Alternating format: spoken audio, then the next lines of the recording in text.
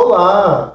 O nosso estudo de hoje é a mudança do sábado para o domingo e está dividido em 3 partes para melhor compreensão. Uma das teorias mais usadas para justificar a mudança do sábado para o domingo é a de que o sábado foi abolido na cruz e o domingo instituído em seu lugar através da ressurreição de Cristo.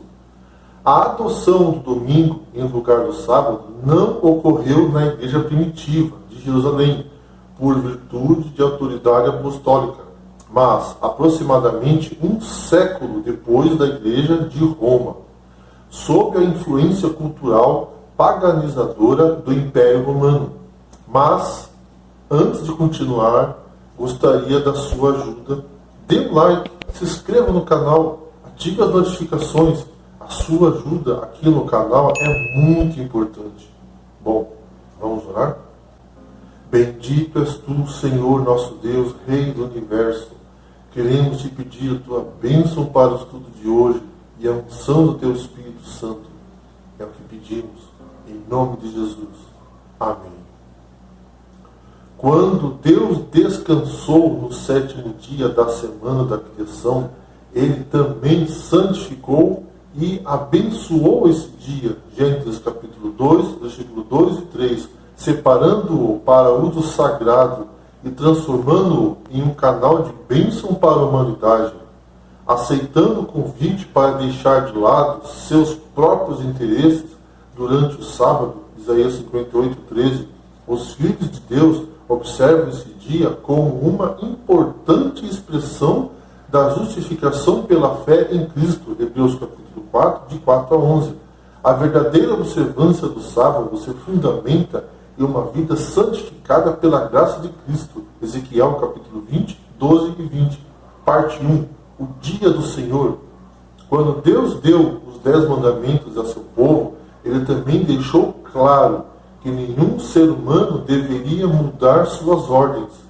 Nada acrescentem às palavras que eu lhe ordeno, e delas nada retirem, mas obedeçam aos mandamentos do Senhor, o seu Deus, que eu lhe ordeno. Deuteronômio 4, 2. O próprio Deus prometeu não alterar seus mandamentos. Não violarei a minha aliança, nem modificarei as promessas dos meus lábios. Salmo 89, versículo 34. Porque eu, o Senhor, não mudo. Malaquias 3, 6. Jesus não mudou o sábado, nem anulou. Ele o confirmou em sua vida e até declarou: não penseis que vim abolir a lei ou os profetas. Não vim abolir, mas cumprir.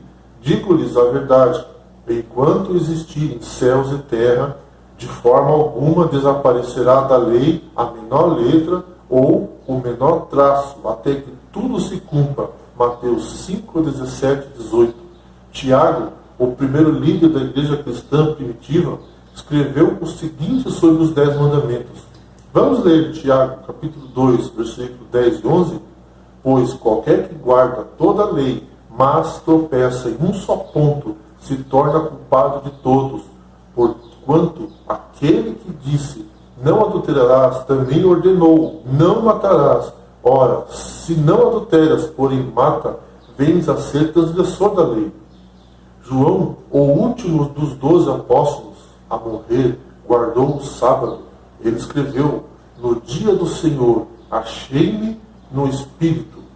Apocalipse 1, 10. Muitos têm a impressão de que João se referia ao domingo ao declarar: achei-me em espírito no dia do Senhor. Apocalipse 1, 10. Na Bíblia, entretanto, o único dia mencionado como dia especial do Senhor é o sábado. Cristo declarou: o 7º dia é o sábado do Senhor teu Deus. Êxodo 20, versículo 10. Mais tarde, ele o identificou como o santo dia do Senhor. Isaías 58, 13. E o próprio Cristo se identificou como Senhor também do sábado. Marcos 2, 28. Assim, uma vez que nas Escrituras o único dia apresentado como dia do Senhor é o sábado, parece lógico concluir que João se referia ao sábado. Certamente não existe precedente bíblico que permita empregar o termo em relação ao primeiro dia da semana, o domingo. Ao contrário, as Escrituras revelam que era plano de Deus que seu povo observasse o sábado por toda a eternidade, porque como os novos céus e a nova terra que hei de fazer estarão diante de mim, diz o Senhor, assim há de estar a vossa posteridade e o vosso nome. E será que de uma festa de lua nova a outra, e de um sábado a outro, virá toda a carne adorar perante mim, diz o Senhor. Isaías 66, 22 e 23. Parte 2. Leis dominicais. Observação. Na Bíblia, o primeiro dia da semana nunca é chamado de domingo, nem é chamado de dia santo. Nem existe qualquer indicação de que deveria ser separado como um dia de adoração. Além disso, na Roma antiga, chamavam o domingo de dies solis, dia do sol. Daí o inglês Sunday, porque foi dedicado à divindade pagã, chamado Sol Invictus, muito importante no culto imperial, sob a influência cultural paganizadora do Império Romano. O cristianismo dos primeiros séculos acabou observando vários elementos de origem pagã, dentre os quais se destaca o culto ao sol de origem persa, mitraísmo. Os mitraístas romanos veneravam o sol invictus cada domingo e celebravam anualmente o seu nascimento no dia de 25 de dezembro. Tentando harmonizar alegoricamente o sol invictus com o sol da justiça do cristianismo, Malaquias 4:2, João 8:12, muitos cristãos começaram a adorar o Cristo no domingo como dia do sol, Sunday em inglês, com o duplo propósito de se distanciarem do judaísmo perseguido pelos romanos e de se tornarem mais aceitos dentro do próprio Império Romano. O surgimento da observância do domingo, a mudança do sábado para o domingo como dia de adoração, ocorreu gradualmente. Do segundo ao quinto século, à medida que crescia a influência do domingo, os cristãos prosseguiram observando o sábado em praticamente todos os lugares do Império Romano. No quarto e quinto século, muitos cristãos adoravam tanto no sábado quanto no domingo. Sózomen, outro historiador desse período, escreveu: o povo de Constantinopla e praticamente de todos os demais lugares reúne-se no sábado, bem como no primeiro dia da semana. Costume este nunca observado em Roma ou Alexandria. Essas referências indicam a liderança de Roma no processo de abandono do sábado como dia de guarda. Por que razão aqueles que estavam abandonando o sábado como dia de adoração escolheram o domingo e não qualquer outro dia da semana? A razão principal é que Jesus havia ressuscitado no domingo. De fato, alegava-se que ele autorizara a adoração dominical. Mas, estranho como possa parecer, nenhum autor do segundo ou terceiro século jamais citou um único texto bíblico como prova de autorização de se observar o domingo em lugar do sábado. Não há nada que fale da santidade do dia da ressurreição ou que deveríamos guardar o domingo de alguma forma. E também não há nada que anule qualquer um dos 10 mandamentos. Se acreditamos na Bíblia como fonte de toda a verdade sobre Deus e sua vontade, chegamos à conclusão de que nada foi dito nos Escritos no sentido de provocar uma mudança do dia de guarda do sétimo dia, o sábado, para o primeiro dia, o domingo. O quarto século testemunhou a introdução de leis dominicais. Em primeiro lugar, foram impostas leis dominicais de caráter civil. Depois vieram as leis dominicais de caráter religioso. O imperador Constantino estabeleceu o primeiro decreto dominical civil em 7 de março de 321 d.C. Constantino tinha a esperança de que, tornando o domingo um dia santo, obteria ele o apoio das duas correntes em favor de seu governo. O decreto dominical de Constantino refletia suas próprias origens como adorador do sol, diz o texto, no venerável dia do sol, venerabile dies solis. Devem os magistrados e as pessoas que residem nas cidades descansar e devem fechar todas as casas de comércio no campo. Entretanto, as pessoas envolvidas na agricultura podem livre e legalmente continuar com suas tarefas.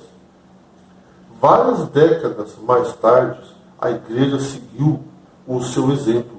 O Concílio de Laodiceia, encerrado em 364 d.C., o qual não foi um concílio universal, e sim apenas católico-romano, emitiu a primeira lei dominical eclesiástica. No cânone 29, a Igreja estabeleceu que os cristãos deveriam honrar o domingo e, se possível, não trabalhar nesse dia, ao mesmo tempo em que se denunciava o repouso no sábado, instruindo os cristãos a não ficarem inativos no sábado, pois deveriam trabalhar nesse dia. Em 538 d.C., o ano que marcou o início do período profético de 1260 anos, o terceiro concílio de Orleans da Igreja Católica Romana emitiu uma lei ainda mais severa que a de Constantino. O cânone 28 desse concílio diz que no domingo, mesmo a agricultura deve cessar seus labores, de modo que as pessoas não sejam privadas de frequentar a igreja. A Bíblia revela que a observância do domingo como instituição cristã tem sua origem no mistério da iniquidade, segundo Tessalonicenses 2, versículo 7, o qual já se encontrava em operação nos dias do apóstolo Paulo, por meio da profecia de Daniel 7. Deus revelara seu conhecimento antecipado quanto à mudança do dia de adoração. O profeta Daniel manda um aviso a toda a humanidade. Ele diz que haveriam poderes na terra mudando a lei de Deus. Parte 3. Ataque à lei de Deus. Vamos ler Daniel 7, 25. Proferirá palavras contra o Altíssimo, magoará o santo do Altíssimo e cuidará em mudar os tempos e a lei.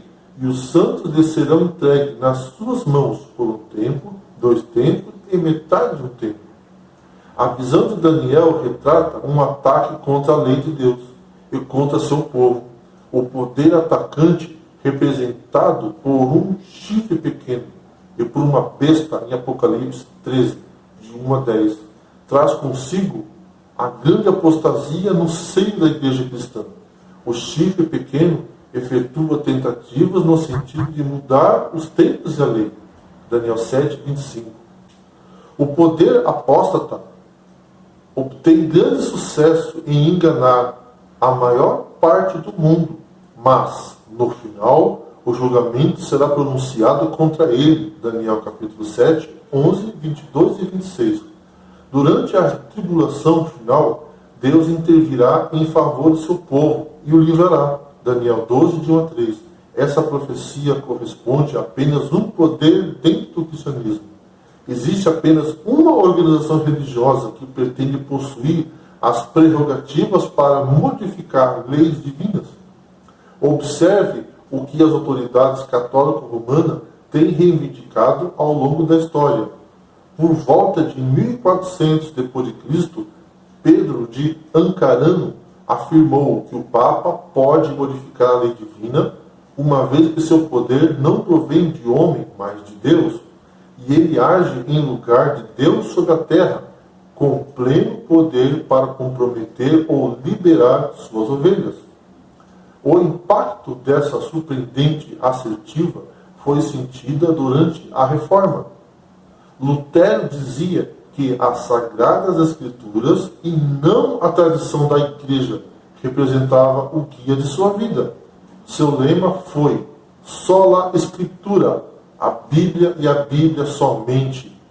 A pretensão de possuir semelhantes prerrogativas cumpre a profecia e contribui para a identificação do poder representado pelo chifre pequeno. A restauração do sábado, em Isaías 56 e 58, Deus convida Israel para a reforma do sábado, revelando as glórias da futura reunião dos gentios em seu rebanho. Isaías 56, 8. Ele associa o sucesso dessa missão salvadora com a santificação do sábado. Isaías 56, versículo 1, 2, 6 e 7. Se desviares o pé de profanar o sábado, de cuidar dos teus próprios interesses no santo dia, se chamares ao sábado deleitoso, santo dia do Senhor, digno de honra, e honrares, não seguindo os teus caminhos, não pretendendo fazer a tua própria vontade, nem falando palavras vãs, então te deleitarás no Senhor. Isaías 58, versículo 12 e 14. A missão de Israel espiritual constitui em paralelo de que pertencia ao Israel antigo. A lei de Deus foi quebrada quando o poder do chifre pequeno modificou o sábado, da mesma forma como o sábado desconsiderado e pisado deveria ser restaurado em Israel. Assim, nos tempos modernos, a divina instituição sabática deve ser restaurada e a brecha na lei de Deus deve ser reparada. É a proclamação da mensagem de Apocalipse 14, versículos de 6 a 12, em conexão com o Evangelho eterno, que haverá de cumprir essa obra de restauração e exaltação da lei.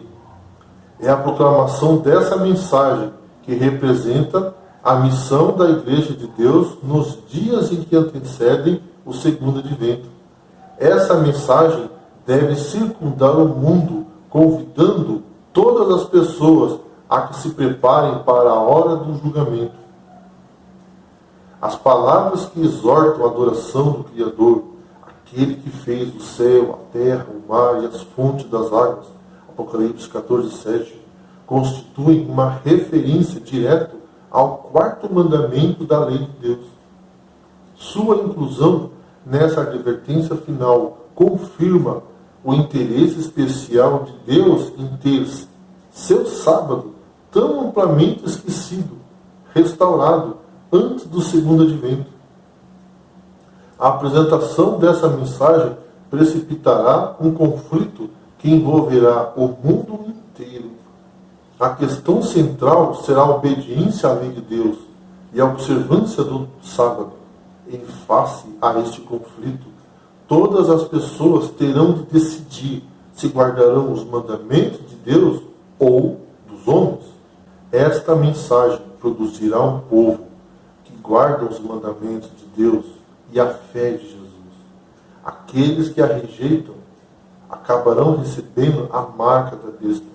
Apocalipse 14, de 9 a 12. Pelo fato de ter o sábado um dia de comunhão especial com Deus, no qual somos convidados a celebrar sua graciosa atividade como Criador e Redentor. É importante que afastemos de nós tudo que possa contribuir para reduzir sua sagrada atmosfera. O sábado, portanto, representa a própria base da adoração divina, pois ensina essa grande verdade de modo mais impressionante, como nenhuma outra instituição faz. Esse grandioso fato jamais se poderá tornar obsoleto, nem deve jamais ser esquecido. Foi para conservar uma verdade para sempre diante da raça humana que Deus instituiu o sábado. Deus hoje te convida a fazer parte desse povo que guarda os mandamentos de Deus e ter o sábado como um dia de comunhão especial com Deus. Não quer você hoje aceitar o convite de Deus? Vamos orar. Bendito és tu, Senhor nosso Deus, Rei do Universo, Venha derramar o Teu Espírito Santo em nossas vidas. Queremos aceitar o Teu convite. Nos capacita a andar contigo, ó soberano do universo. Nos livre do mal. Em nome de Jesus é o que pedimos. Amém. Que Deus abençoe a cada um de vocês.